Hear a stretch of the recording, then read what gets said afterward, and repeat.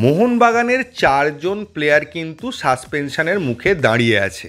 ISL এর yellow কার্ডের যে রুলটা আছে সেটা কি নকআউটে ক্যারি ফরওয়ার্ড হবে? আর মুম্বাই ম্যাচের মোহনবাগানের ফার্স্ট 11 কীরকম হতে পারে, এগুলো নিয়েই আলোচনা করব আজকের ভিডিওতে। তো প্রথমে চলে আসি মোহনবাগান যে সমস্যাটার মুখে দাঁড়িয়ে আছে এই 4 জন প্লেয়ারকে নিয়ে। অভিষেক সূর্যবংশী, দীপক টাংরি, জেমি ম্যাকলারেন এবং সুভাশিস বসু প্রত্যেকে কিন্তু সাসপেনশন থেকে একটা ইয়েলো কার্ড দূরে দাঁড়িয়ে আছে। অভিষেক সূর্যবংশী, দীপক টাংরি এবং জেমি ম্যাকলারেন 3টে করে ইয়েলো কার্ড খেয়েছে। একটা করে ইয়েলো কার্ড খেলে 4খানা ইয়েলো কার্ড হবে। আর সুভাশিস বোস 6টা ইয়েলো কার্ডের মুখে দাঁড়িয়ে আছে, 7টা হলে তার একটা ম্যাচ সাসপেনশন হবে। তো আপনাদের কাছে প্রথম প্রশ্ন আসবে, সুভাশিস কেন 6টা, মানে প্রথমে 4টে তারপরে তো 8টায় হওয়ার কথা না? আইএসএল এর নিয়ম অনুযায়ী প্রথম সাসপেনশনটা হয় 4টে ইয়েলো কার্ডে, তারপরে সাসপেনশনটা হয় 3টে ইয়েলো কার্ডে। তো সেই হিসেবে সুভাশিস 6টায় দাঁড়িয়ে আছে, 7টা ইয়েলো কার্ড হলে তার সাসপেনশন হবে। এবার মোহনবাগানের সমস্যা হচ্ছে এই প্লেয়ারদের যদি মুম্বাই ম্যাচে খেলিয়ে দেয় এবং তারা যদি ইয়েলো কার্ড খায় তাহলে গোয়া ম্যাচে তাদেরকে পাওয়া যাবে না। এবার গতকাল ভিডিওতে আমি বলেছিলাম কেন গোয়া ম্যাচটা এতটাই ইম্পর্টেন্ট, কেন ইম্পর্টেন্স দিচ্ছে মোহনবাগান গোয়া ম্যাচটাকে। তো স্বাভাবিকভাবেই মোহনবাগানের কাছে এবং কোচ মলিনার কাছে একটা চ্যালেঞ্জ হতে চলেছে মুম্বাই ম্যাচে ফার্স্ট 11 নামানো। তিনি কিভাবে নামাবেন? যদিও মলিনার প্রেস কনফারেন্স থেকে এবং তার কথা থেকে এটা বোঝা যাচ্ছে তিনি কার্ড, চোট এই সমস্ত রিস্ক এখন এই দুটো ম্যাচে নিতে চাইছেন না। তিনি ফ্রেশভাবে পুরো টিম নিয়ে নকআউট খেলতে চাইছেন। এবার আপনারা অনেকেই প্রশ্ন করেছিলেন যে আইএসএল এর রুলটা কি আছে, ইয়েলো কার্ডটা কি নকআউট স্টেজে ফরওয়ার্ড হয়? দেখুন, আমি কারেন্ট রুল কোথাও খুঁজে পাইনি। 2 বছরের পুরনো একটা রুল খুঁজে পেয়েছি। সেই রুলটা আইএসএল এ চেঞ্জ হয়েছে বলেও আমি জানি না। তবে সেই রুল অনুযায়ী যদি হয়, আবার বলছি, সেই রুলটা যদি চেঞ্জ না হয়ে থাকে তাহলে আপনি আইএসএল এর লাস্ট লিগ ম্যাচ পর্যন্ত যে ইয়েলো কার্ডগুলো রয়েছে সেটা কিন্তু নকআউট শুরু হওয়ার সঙ্গে সঙ্গে ডিজলভ হয়ে যায়, মানে 0 থেকে আবার কাউন্ট শুরু হয়। এবার লিগের লাস্ট ম্যাচে যদি কোনো প্লেয়ার রেড কার্ড খায় বা তার ইয়েলো কার্ড সাসপেনশনে, মানে 4টে ইয়েলো কার্ড হয় বা 6টা ইয়েলো কার্ড হয়, সেক্ষেত্রে কিন্তু প্রথম প্লে অফ বা নকআউটের ম্যাচটা এসে সাসপেন্ড থাকে। এই রকম রুল কিন্তু আগে থেকে ছিল।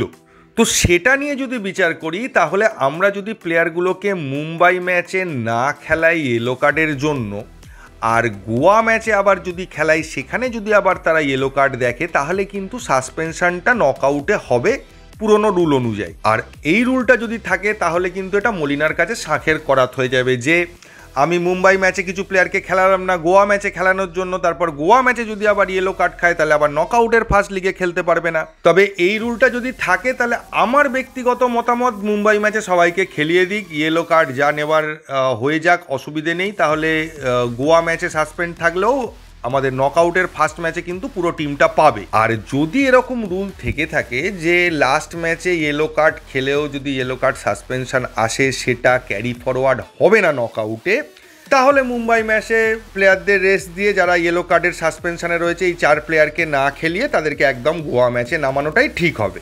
তবে পুরোটাই ডিপেন্ড করে আছে এই রুলটার ওপর। আর আমি দুঃখিত যে আমি রুলটা সঠিকভাবে আপনাদের জানাতে পারলাম না, কারণ আমি কোথাও খুঁজে পেলাম না প্রপার রুলটা কোথায় আছে। এআইএফএফ এর ইয়েলো কার্ড সংক্রান্ত, এফএসডিএল এর ইয়েলো কার্ড সংক্রান্ত সমস্ত রুলগুলোই আমি দেখছিলাম, কিন্তু কোথাও এই জিনিসটা ক্লিয়ারভাবে বলা নেই। হতে পারে হয়তো আমার চোখে পড়েনি, কিন্তু যে কোনো কারণেই হোক আমি আপনাদেরকে জানাতে পারছি না প্রপার রুলটা। এবার যদি চলে আসি মোহনবাগানের মুম্বাই ম্যাচে ফার্স্ট 11 কীরকম হতে পারে বা মলিনা কী ধরনের টিম নামাতে পারেন। মোটামুটি একটা আন্দাজ করা যায় যে মলিনা কীরকম প্লেইং 11 নামাতে পারে। সেক্ষেত্রে গোলে বিশালই শুরু করবে অথবা ধীরাজকেও শুরু করার একটা সুযোগ দিতে পারেন উনি। সেক্ষেত্রে বিশালকে রেস্টও দিতে পারেন। 4 জন ডিফেন্সের মধ্যে যদি সুভাশিসকে না খেলায় ইয়েলো কার্ডের কারণে বা ইয়েলো কার্ড সাসপেনশন হওয়ার কারণে, তাহলে সেক্ষেত্রে আশিক কুরুনিয়ান শুরু করতে পারে সুভাশিসের জায়গায়।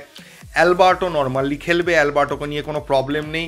টম অ্যালডেডের একটা হালকা চোট ছিল, সেটা নিয়ে মলিনা ভালো করে বুঝতে পারবেন, আমরা বাইরে থেকে বলা মুশকিল চোটটার কী অবস্থা বা কতটা চোট। তো সেক্ষেত্রে টম অ্যালডেডের জায়গায় দীপেন্দুও শুরু করতে পারে। আবার টম যদি পুরোপুরি ফিট থাকে সেক্ষেত্রে আশিস রাই এর জায়গাটাও দীপেন্দু শুরু করতে পারে, অথবা আশিস রাই প্রথম থেকে শুরু করতে পারে। এবার দীপেন্দু বা আশিস রায়ের কারোরই কোনো সমস্যা নেই, টোটালি মলিনার ওপর ডিপেন্ড করছে কাকে খেলাবেন আর কাকে রিজার্ভ বেঞ্চে রাখবেন, পরে নামাবেন। এবার সামনে যে দুটো ব্লকারের জায়গা আছে সেখানে আপুইয়াকে রেস্ট দিলেও দিতে পারেন, তবে আমার মনে হয় আপুইয়া নিজে মুম্বাইয়ের এগেনস্টে খেলতে চাইবে। আর যদি আপুইয়া না খেলে সেক্ষেত্রে অভিষেক সূর্যবংশী, কিন্তু অভিষেক সূর্যবংশীও কিন্তু ইয়েলো কার্ডের একদম দোরগোড়ায় দাঁড়িয়ে আছে, আর একটা ইয়েলো কার্ড খেলে একটা সাসপেনশন হয়ে যাবে। দীপক টাংরি এবং থাপার ক্ষেত্রে টোটালি ডিপেন্ড করে আছে যে থাপা কতটা ফিটনেসের জায়গায় আছে, আর থাপা ভীষণভাবে ইম্পর্টেন্ট আপনারা জানেন পরের ম্যাচগুলোর জন্য। তো ওই জায়গাটায় দীপক শুরু করে না থাপা শুরু করে, এই দিকটার দিকেও আমাদের কিন্তু নজর রাখতে হবে। এবার যদি উইংয়ে চলে আসি, লিস্টন কোলাসো এবং মনবীর সিং। নর্মালি লিস্টন কোলাসো মনবীর সিংয়ের কোনো সমস্যা নেই, তাদের যদি রেস্ট দিতে চায় সেটা আলাদা বিষয়, তবে মনে হয় না মনবীরকে রেস্ট দেওয়া হবে। মনবীরকে রেস্ট দিলে ওখানে কিন্তু সুহেলকে খেলাতে হবে, কারণ সাহাল এখনো ফিট হয়নি। এবার মুম্বাই ম্যাচে প্রথম থেকে সুহেলকে খেলানো রিস্ক হয়ে যাবে কিনা সেটা মলিনার উপর ডিপেন্ড করছে, মলিনা কি ভাবনা চিন্তা করছেন তার উপর। লিস্টন নর্মালি খেলতেই পারে, কিন্তু যদি সুভাশিস ফিট হয়, সুভাশিস প্রথম ফার্স্ট 11-এ খেলে, সেক্ষেত্রে এটাও হতে পারে লিস্টনের জায়গায় আমরা আশিক পুরুনিয়ানকেও শুরু করতে দেখতে পারি, সেক্ষেত্রে লিস্টনকে রেস্ট দেওয়া হতে পারে। কিন্তু লিস্টন মনবীরের কোনো কার্ড সমস্যা, ফিটনেস সমস্যা কিছুই কিন্তু নেই। এবার যেহেতু জেসন কামিন্স নেই, স্ট্রাইকারে একমাত্র অপশন জেমি, এবং পেছন দিকেও যে পেছন থেকে ক্রিয়েটিভ মিডফিল্ডারের রোলটা প্লে করবে, সেক্ষেত্রে জেসন কামিন্স না থাকার জন্য দুটো অপশনই পড়ে আছে, গ্রেগ স্টুয়ার্ট এবং দিমি পেট্রাটস। এবার দিমি গ্রেগের মধ্যে যে কেউ প্রথম থেকে কিন্তু শুরু করতেই পারে। আবার যদি ম্যাকলারেনকেও না খেলাতে চান এই ম্যাচটায়, বা রেস্ট দিতে চান, বা ইয়েলো কার্ডের জন্য ওনাকে না নামাতে চান, তাহলে সেক্ষেত্রেও কিন্তু একটাই অপশান পড়ে থাকছে, গ্রেগ স্টুয়ার্ট এবং দিমি পেট্রাটসকে একসাথে খেলানো।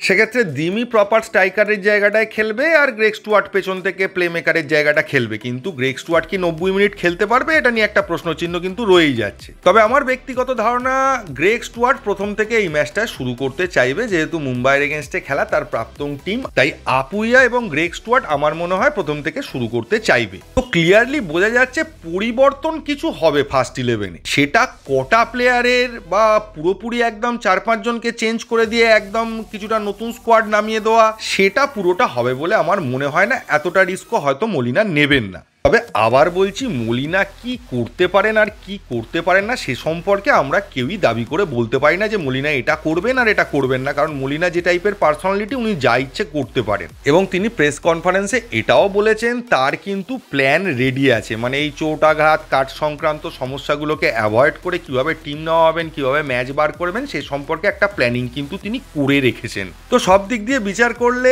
মুম্বাই সিটির সাথে ম্যাচটা কিন্তু ইন্টারেস্টিং হতে চলেছে। মলিনার কিছু চমক দেখতে পারি আমরা এই ম্যাচটাতে। মুম্বাই জেতার জন্য জান লড়িয়ে দেবে, মোহনবাগান 1 ইঞ্চিও জমি ছাড়বে না, এবং এই সিচুয়েশনে মোহনবাগান কিভাবে মুম্বাইকে হ্যান্ডেল করবে সে সম্পর্কে মলিনা কিছু প্ল্যানও করে রেখেছেন। তো দেখা যাক কি হয়, কালকে বিকেলে বিষয়টা ক্লিয়ার হয়ে যাবে এবং আমরা একটা এক্সাইটিং ম্যাচ দেখতে চলেছি।